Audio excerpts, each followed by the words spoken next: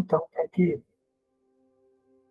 as pessoas, outros possam estar compartilhando dessa meditação. Então, o tema é a igreja de Laodiceia. A igreja perdeu o noivo, perdeu que é Jesus, perdeu as vestes que representam a palavra de Deus, porque é ela que nos santifica, como vimos na lição anterior. E se alguém aqui não participou da lição anterior, a gente postou aí no grupo o estudo da semana passada. Ouça de novo, ou você que não ouviu, ouça, falando sobre a introdução do que a igreja perdeu. E ela perdeu o noivo, hoje vamos falar sobre isso, perdeu Jesus, vamos continuar sobre isso. Na semana passada, queridos, nós vimos que Jesus é o princípio, é o fim, é o começo de tudo. Então, a igreja perdeu a visão sobre quem é Jesus. Essa igreja do tempo do fim não consegue enxergar mais Jesus Cristo como ele é.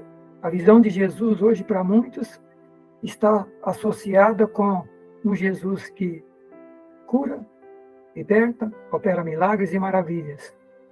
Um Jesus parecido com Papai Noel, com a cesta, com uma sacola cheia de presente, para dar presente para todo mundo. E muitos vêm para a igreja buscando isso. Falam para ele que na igreja tem um Jesus que vai abençoar, que ele vai ser abençoado, próspero, que a vida dele vai mudar. E ele vem para a igreja com essa visão de Jesus. Em parte não está errado, mas Jesus Cristo não é só isso.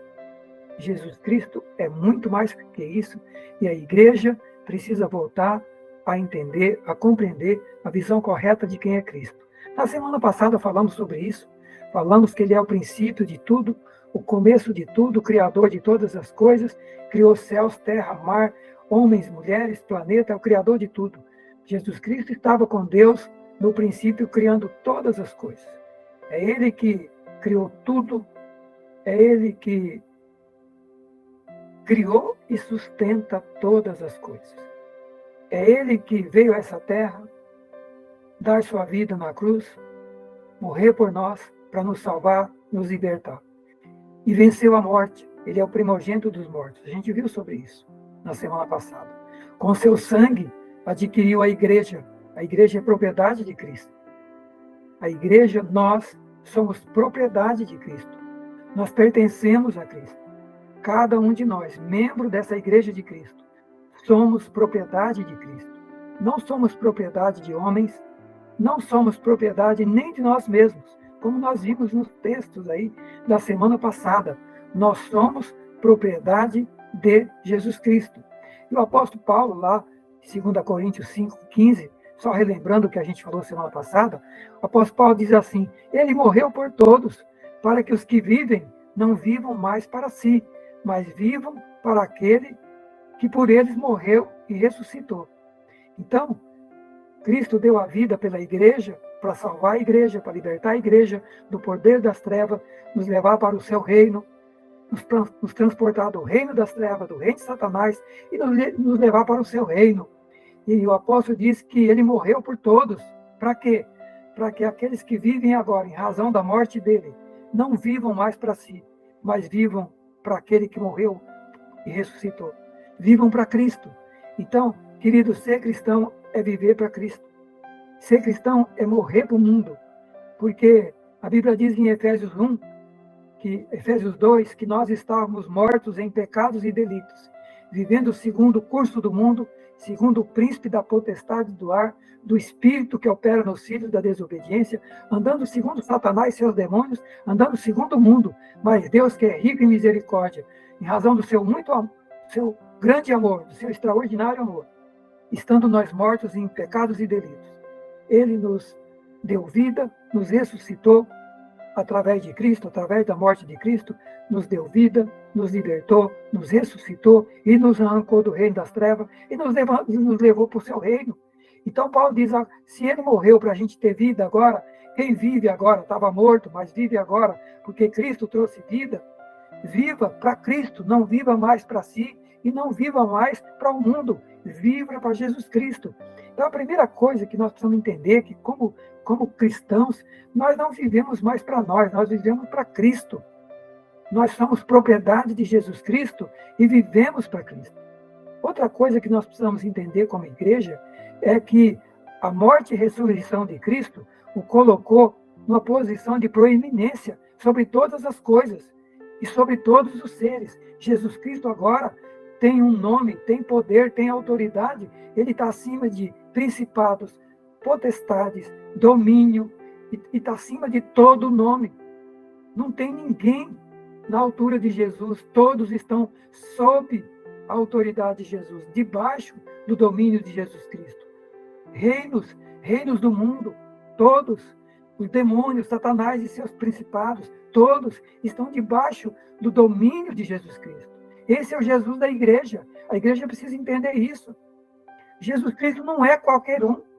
Nós precisamos entender quem é Jesus, até para a gente poder ter uma visão correta de quem é Jesus. Saber quem é Ele e quem somos nós. E nós estávamos mortos em pecados e delitos. E Ele, pelo seu amor e misericórdia, nos salvou, nos deu vida e nos trouxe para a sua presença. Para que a gente seja agora um filho de Deus, uma filha de Deus, e seja usado por Ele, pelo Espírito Santo, para ser, primeiro, templo de Deus aqui na terra. Carregar Deus aqui na terra. Eu e você somos chamados para carregar Deus aqui na terra. Ser templo do Espírito Santo. E, além disso, ser o corpo de Cristo na terra. A Bíblia diz que Jesus Cristo é o cabeça da igreja. Ele é o cabeça da igreja. Então, o cabeça da igreja não é o pastor que está na frente, o bispo, o apóstolo, ou quem quer que seja. O cabeça da igreja é Jesus Cristo. E nós somos membros desse corpo. É um corpo universal, onde Cristo é o cabeça, e nós somos os membros. É verdade que Ele colocou os ministérios na igreja para edificar o corpo de Cristo, para usar os ministérios para edificar o corpo de Cristo, apóstolos, profetas, evangelistas, pastores, mestres, e por aí vai, os ministérios da igreja. Mas o cabeça da igreja é Jesus Cristo. Cabeça da igreja é Jesus Cristo. Mas, queridos, a igreja não tem compreendido isso, e infelizmente, em muitas igrejas, o cabeça não é mais Jesus. O cabeça é o homem, é o líder. É ele que comanda. E você sabe, queridos, vocês sabem que cabeça é a parte do corpo que contém o intelecto, é a parte do corpo que contém a nossa memória, a compreensão, o controle físico e emocional, a inteligência, o juízo, e é o comando, A cabeça faz tudo isso. A cabeça é que pensa, é que memoriza, é que tem capacidade de compreender. É a cabeça que tem capacidade de nos controlar físico e emocionalmente. Quando a gente está desequilibrado psicologicamente, a gente vai, mentalmente, a cabeça está ruim, o restante do corpo vai sofrer. Nós vamos estar desequilibrados emocionalmente, porque a cabeça tem que estar bem para que ela possa controlar o corpo como um todo. Queridos, Cristo é o cabeça da igreja. E Cristo, Ele é perfeito. Ele sabe tudo.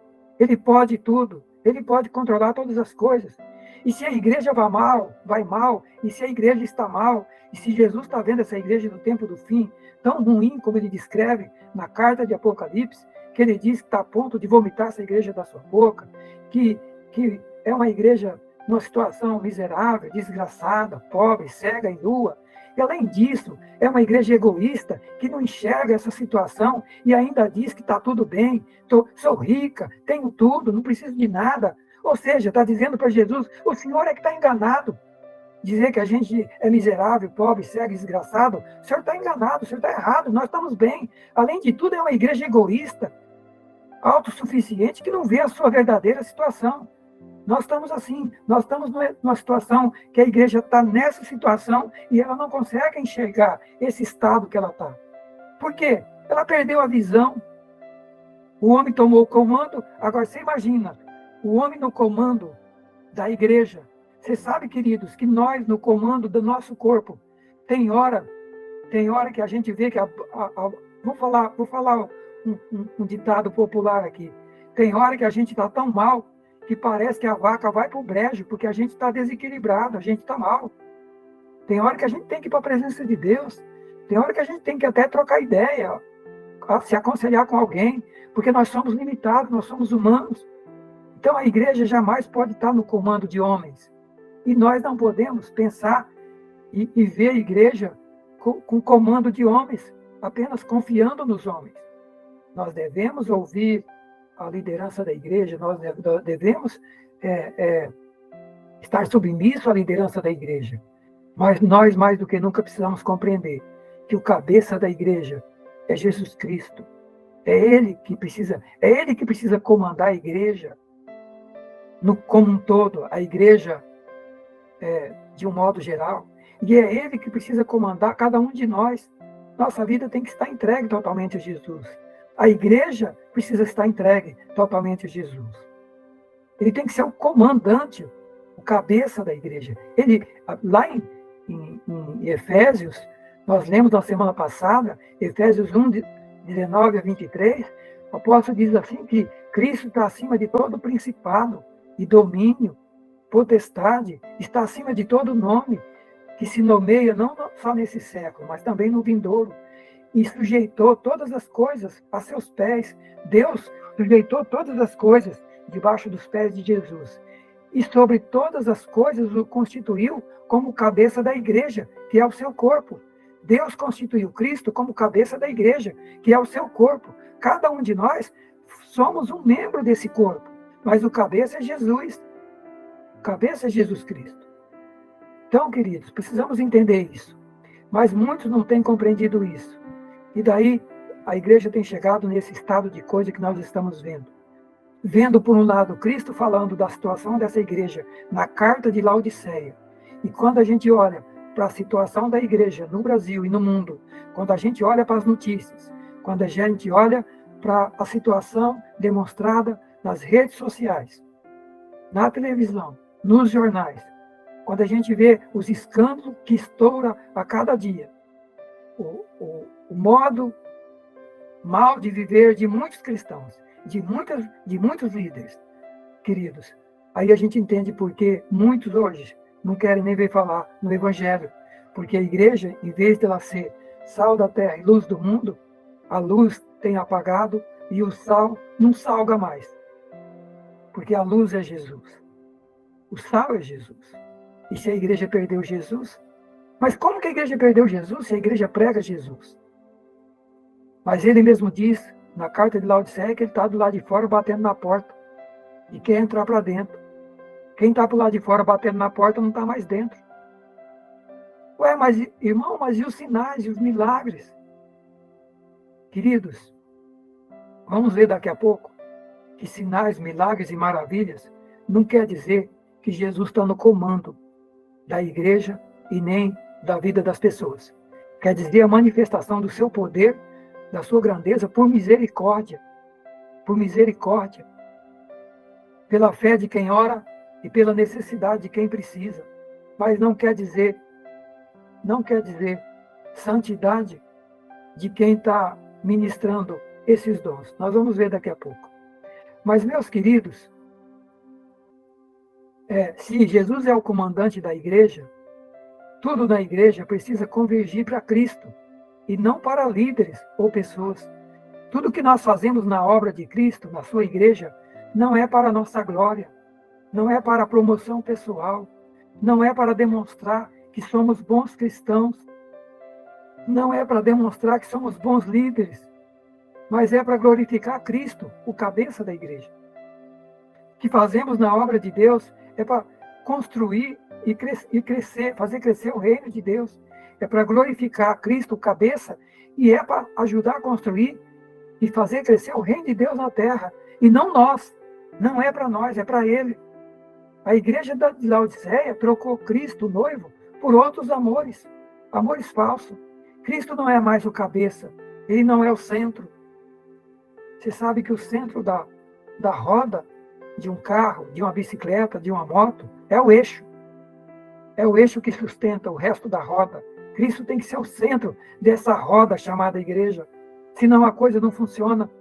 Se o cabeça e o centro for o homem, queridos, vai ser o que nós estamos vendo aí em nossos dias. O cabeça e o centro, muitas vezes, tem se tornado o homem em muitas igrejas locais. É o homem que comanda, que se torna o centro. E os comandados, os membros, muitas vezes também se tornam o centro. Nessas igrejas, tudo nelas é voltado para glorificar, para engrandecer, para beneficiar e para valorizar o ser humano. Ou seja, para valorizar os líderes ou para valorizar e beneficiar os liderados. Os líderes se beneficiam dos liderados para proveito próprio, através de dízimos, ofertas, contribuições ou outros tipos de ajuda para a igreja. Ou para a promoção pessoal. Os liderados utilizam dessa igreja para proveito próprio, para bênçãos, prosperidade e felicidade terrena. E daí a pergunta, a igreja é isso? Seguir a Cristo representa isso? Eu venho para a igreja, nós viemos para a igreja para nos beneficiar aqui na terra, para construir um reino aqui na terra? É para isso que o Evangelho nos chama? Outros usam da igreja e até mesmo dos ministérios da igreja, para fazer uma escala de promoção social ou de promoção profissional. Muitos estão fazendo muitas igrejas aí, queridos, estão fazendo da igreja uma empresa com promoção, com escala de salários e por aí vai. Queridos, escala de posição ou de promoção social. Na verdade, os ofícios da igreja, como eu falei domingo passado, os ofícios lá descrito em Efésios 4, 11 a 16, os ministérios, quando fala que Deus deu apóstolos, profetas, evangelistas, pastores e doutores, não é uma escala. Não é uma escala de ofício. São ministérios em sentido horizontal, no mesmo nível, só que com funções diferentes. Um é o ofício e a função do apóstolo, outro é o ofício e a função do profeta, outro é o ofício e a função do evangelista, do pastor, do mestre. Mas são ministérios no mesmo nível, para edificar o corpo de Cristo, como está lá.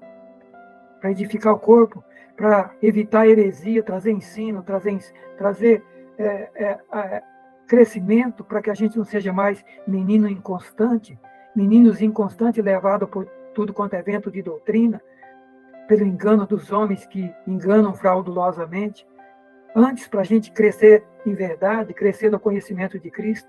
É para isso os ministérios, mas não é para promoção social. Portanto, o reino de Deus, queridos, não é o reino dos homens. No reino dos homens, a autoridade e o poder demonstram grandeza. No reino dos homens, quem tem mais autoridade e tem poder é o que demonstra ser o maior, o grande.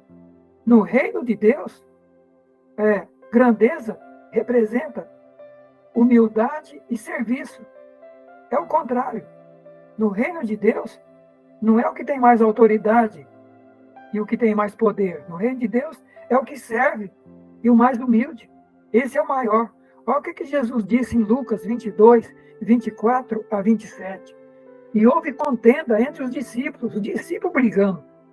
Os discípulos de Jesus contendendo e brigando. Sobre qual deles seria o maior. Você vê que esse negócio de querer ser maior não é só na igreja de hoje.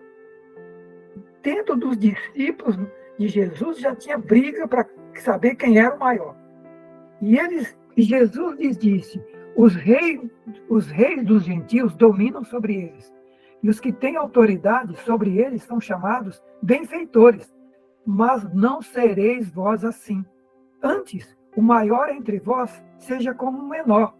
E quem governa, como quem serve. Pois, qual é maior? Quem está à mesa ou quem serve? Porventura, não é quem está à mesa? Eu, porém, entre vós, sou como aquele que serve. Jesus está dizendo que ele, sendo Deus, deixando o trono, vindo aqui para morrer por nós, sendo Deus, Criador de todas as coisas, soberano, Senhor de céu e terra, ele deixa tudo, vem aqui, e ele se coloca como menor, ele se coloca a serviço de todos nós. Tanto serviço, tanto na cruz, como no ministério aqui na terra. Jesus, ele mesmo disse, quando as pessoas foram seguir a ele, vocês querem me seguir?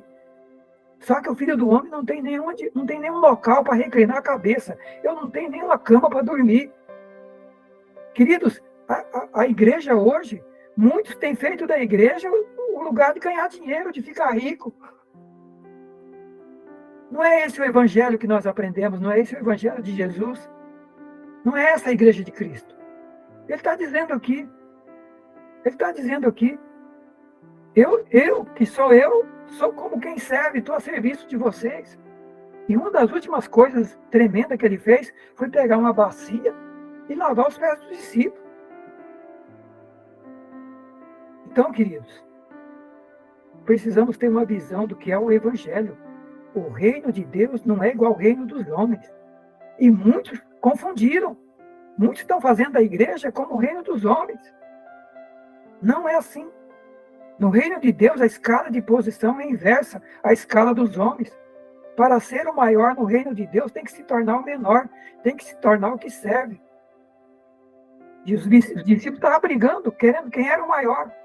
Hoje nós estamos aí numa briga de quem é o maior, qual é a melhor igreja, quem é o mais preparado teologicamente. Nós estamos envergonhando o reino de Deus com essas coisas. Ninguém é maior, ninguém é grande, o grande é Jesus. Ele é o grande. Nós não somos nada. Como João disse, João Batista disse, eu quero que ele cresça e quero que eu diminua. Queridos, em muitas igrejas, a visão está tão distorcida que as pessoas não estão preocupadas mais com a vida eterna. Até evitam falar sobre a vida eterna e se preparar para a vida eterna. Só pregam a vida terrena. Só se preocupam com a vida aqui. Só pregam bênçãos e milagres e prosperidade. Só conscientiza, ensina as pessoas a se preparar para vencer aqui financeiramente, espiritualmente até, curas, milagres. Isso é importante? Lógico que é. Jesus fez isso e mandou fazer isso. Mas isso não é o cerne do Evangelho, não é a base do Evangelho. Aliás, isso é consequência do Evangelho. Quem anda com Cristo, essas coisas vão acontecer. Quem busca o reino em primeiro lugar, as demais coisas vão acontecer. Mas essa igreja não, muitas igrejas hoje não estão preocupadas com a vida eterna. E até evita falar sobre ela. Sobre as exigências de Deus para obter a vida eterna. Não se preocupam. E nem quer que fale sobre ela. Muitas igrejas, como o pastor Santo tem falado, não quer que fale sobre a vida eterna, sobre o pecado, sobre salvação, sobre como se preparar para a vida eterna. Se perguntar para muitos cristãos, você faz parte da igreja de Cristo? Ele vai dizer, faço. Mas você, quando começa a conversar, você vai ver que ele está seguindo o pastor fulano, o bispo cicrano, o apóstolo cicrano, mas muitos não estão seguindo a Jesus Cristo. Não estão. Cristo não está sendo o centro da igreja, daquela igreja local, daquela vida, daquela família. Queridos, a operação de curas, milagres e maravilha não é sinal de salvação ou de santidade de quem opera esses dons. Jesus disse que os falsos profetas, eles profetizam, expulsam demônios, fazem maravilhas em nome de Jesus, mas Jesus não os conhece. Olha que coisa incrível. Está lá em Mateus 5, do 15 a 24. Jesus alertou sobre os falsos profetas. Cuidado, acautelai com os falsos profetas. Vestido de ovelha, mas interiormente são lobos devoradores. Jesus fala. E ele diz, pelos frutos vocês conhecem as árvores. Você olha para um pé de manga, você conhece a manga pelo fruto dela. Você conhece uva pelo fruto dela. E aí Jesus fala, não se colhe uva de espinheiro e nem figo de abrolho. A árvore boa produz bom fruto, a árvore má produz mau fruto. Jesus diz que é pelo fruto que se conhece as árvores, é pelas obras. Mas se boa parte da igreja de hoje ensina que a salvação é apenas pela fé, sem obras, só crê, aceita Jesus e pronto, pode continuar do mesmo jeito. Jesus está falando aqui de frutos. Pelo fruto se conhece as árvores. E na igreja, e na carta às igrejas lá, incluindo a igreja de Laodiceia, em todas elas, o Senhor, ele começa cada uma das cartas. Eu conheço as tuas obras. E ele vai dizendo, eu estou olhando para as suas obras e estou vendo vocês assim, assim, assim. Ele está olhando para a obra. Como eu disse na semana passada, não está olhando para a fé, tamanho da nossa fé, não está olhando quantos dons eu possuo, não está olhando para a minha capacidade teológica, ou ministerial, ou por quantos dons eu possuo, ou o que eu estou fazendo na obra. Ele está olhando as minhas obras. Obras é meu modo de viver. Obras é se eu pareço com Cristo. Obras é se eu nasci de novo. Se eu sou um filho de Deus, que nasceu de novo, e que agora a vida parece com Cristo. Então, o Senhor está dizendo aqui que muitos vão dizer, ele diz, nem todo que me diz Senhor, Senhor entrará no reino do céu, mas o que faz a vontade do meu Pai que está no céu. É quem faz a vontade. Não é quem ora no nome de Jesus, nem quem usa o nome de Jesus. É quem faz a vontade do Pai. O que é a vontade do Pai? A palavra. A vontade do Pai é a Bíblia. Deus revelou sua vontade na Bíblia Sagrada. A Bíblia Sagrada é a revelação da vontade de Deus. Por isso que do versículo 24 em diante ele diz, quem ouve a minha palavra e pratica, constrói a casa na rocha. Vai vir a tempestade, não vai cair a casa. Quem ouve a minha palavra e não pratica, constrói na areia, quando vir a tempestade, a casa vai cair. É nesse texto que ele fala da palavra. Então, queridos, dons espirituais, milagres e operação de maravilhas não é sinal de salvação, de santidade. Jesus disse que os falsos profetas aí iam dizer isso. E daí ele conclui dizendo, muitos me dirão naquele dia, Senhor, Senhor, naquele dia, hein? Naquele dia. Muitos vão estar enganados até naquele dia. Senhor, Senhor, não profetizamos nós em teu nome? Em teu nome não expulsamos demônio? Em teu nome não fizemos muitas maravilhas? E eu lhes direi abertamente, nunca vos conheci, apartai-vos de mim, todos vós que praticais a iniquidade. Iniquidade é pecado, é viver no pecado. Queridos, nós temos uma igreja hoje que é uma vergonha, muitos cristãos é uma vergonha. Não é que nenhum de nós, nem eu, nem nenhum de vocês, nós não somos perfeitos. Mas, querido, o que tem acontecido na igreja é uma igreja que parece que não tem a Bíblia em casa, não tem a Bíblia não é ensinada, não é pregada. Cristãos desconhecem a maioria dos princípios. Nós vamos ver nos próximos dias aí, eu vou entrar fundo nisso aqui, o que é que nós estamos fazendo de errado, detalhadamente. Quando ele fala, apartai-vos de mim, vós que viveis no pecado, na iniquidade, afinal de contas, o que é pecado para Deus, hein? O que é iniquidade? Será que os cristãos de hoje sabem realmente o que é pecado? Você olha para alguns, pecado é roupa, é o tamanho do cabelo, é o tipo de roupa que veste, se usa joia, se não usa, se joga futebol, se não joga, se os homens deixam a barba, se não deixa. Coisas exteriores. Já o outro fala, não, Deus não olha o exterior, Deus só olha o coração, pode viver de qualquer jeito. Um só ensina coisa interior, o outro diz que não precisa de Deus só ver o interior. Mas, queridos, Jesus está dizendo aqui, como é que a árvore é boa? Como é que a árvore diz que o interior está bom? Diz que Deus só vê o interior. Como é que o interior está bom se o fruto para o lado de fora não é de uva, é de abrolho? Não é de figo, é de abrolho. E em vez de uva, é espinheiro. Então, a gente tem que olhar para a palavra e ver o que Deus está dizendo, o que nós precisamos olhar para a palavra e ver o que essa igreja saiu fora.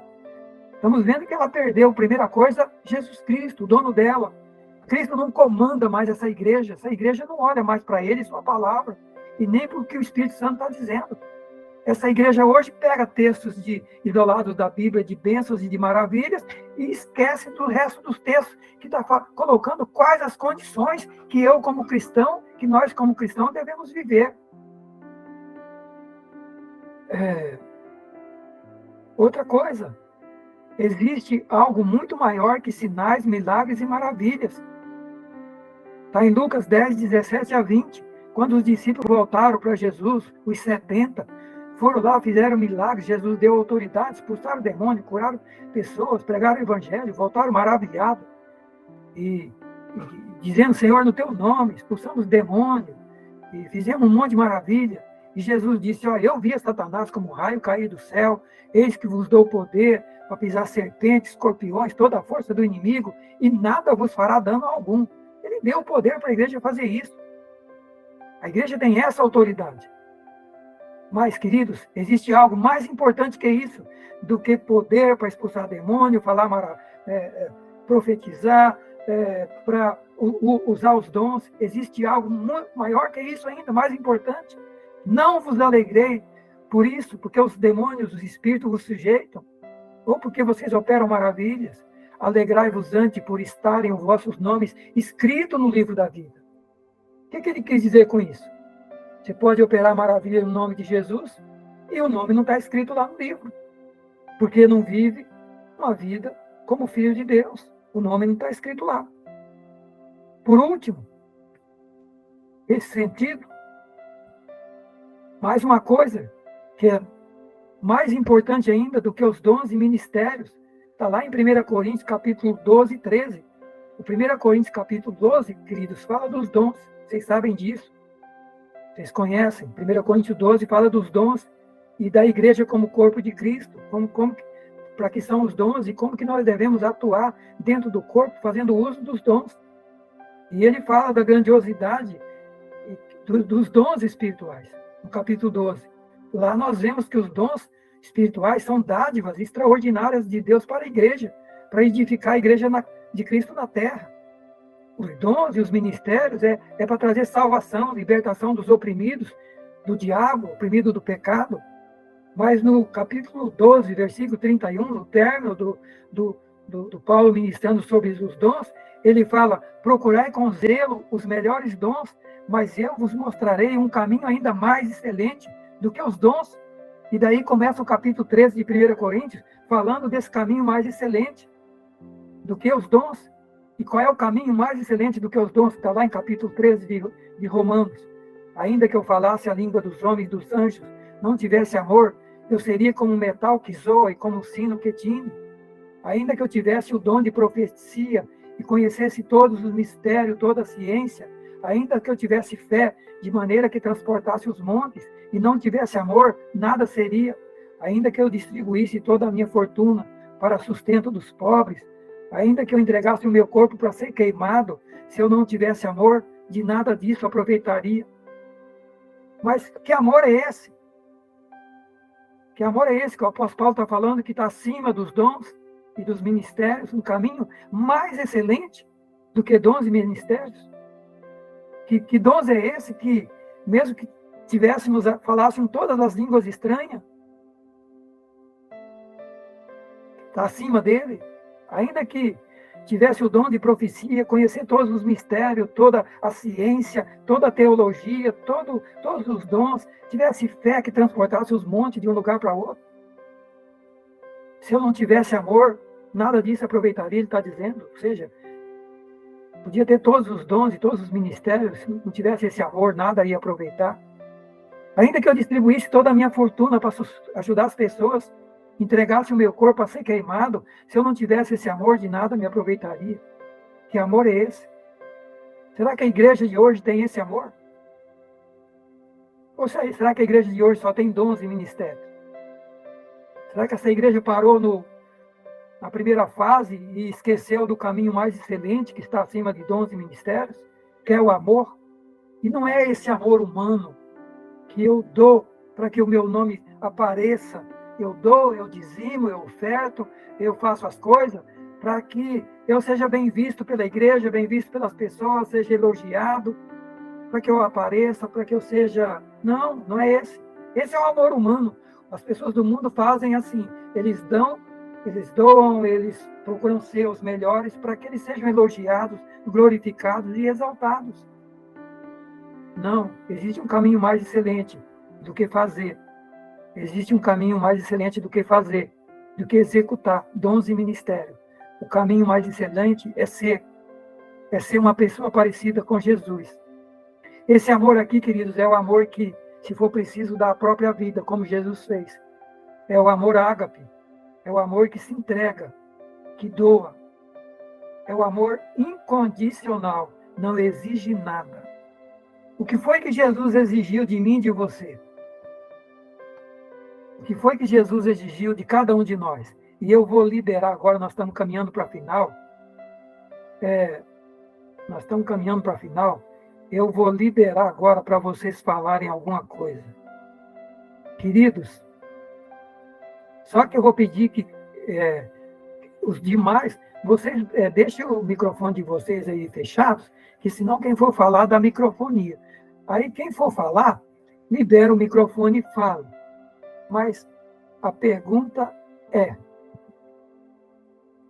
nós possuímos esse amor de Romanos 13? A igreja de hoje vive esse amor? A liderança de hoje vive esse amor?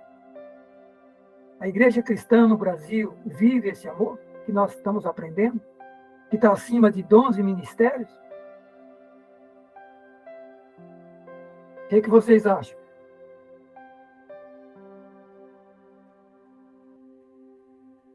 Quem quiser falar, só liberar o microfone aí.